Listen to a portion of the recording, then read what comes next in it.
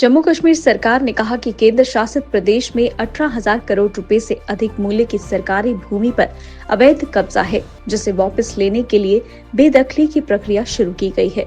विधानसभा में प्रश्नकाल के दौरान भाजपा विधायक राजीव जसरोटिया के एक सवाल के जवाब में राजस्व मंत्री की ओर से जवाब दे रही स्वास्थ्य मंत्री सकीना इटू ने ये बात कही। इटू ने कहा, जम्मू कश्मीर में अतिक्रमणकारियों द्वारा अवैध रूप से कब्जाई गई कुल सरकारी भूमि 17,27,241 कनाल और 8 मरला है। कुल 15,29,662 कनाल और 15 मरला भूमि को अतिक्रमणकारियों से वापस ले लिया गया है।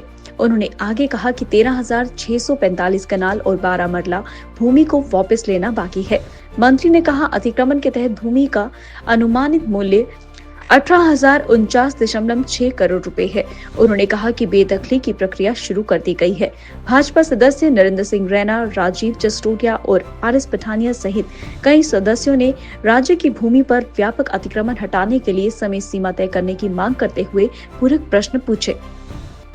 जम्मू कश्मीर के मुख्यमंत्री उमर अब्दुल्ला ने कहा कि जम्मू कश्मीर के पुनर्गठन के बाद परिसंपत्तियों और देनदारियों के बंटवारे के अनुसार 2,500 करोड़ रुपए से अधिक की वित्तीय देनदारियों को केंद्र शासित प्रदेश लद्दाख को हस्तांतरित किया जाएगा।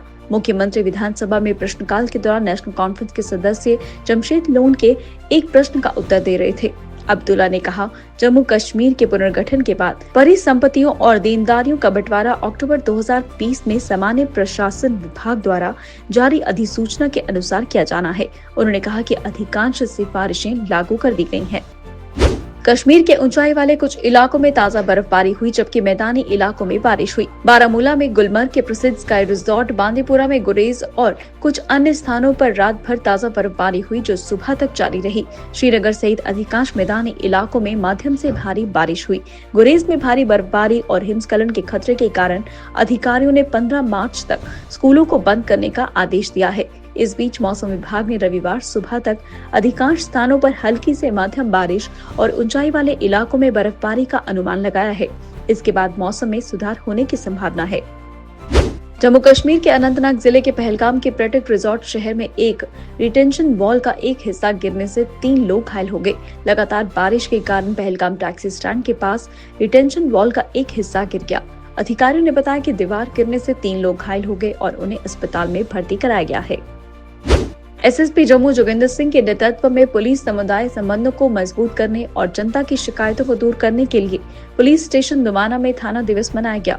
इस कार्यक्रम में सरपंचों, पंचों, वरिष्ठ नागरिकों और युवा प्रतिनिधियों सहित लगभग 200 सम्मानित नागरिकों ने भाग लिया। एसपी ग्रामीण, एसडीपीओ दुमाना, एसएचओ दुमाना और एसएचओ कनाचक सहित वरिष्ठ अधिकारी भी मौजूद थे। संवाद सत्र के दौरान नागरिकों ने सक्रिय रूप से अपनी चिंताओं को व्यक्त किया और सुझाव साझा किए।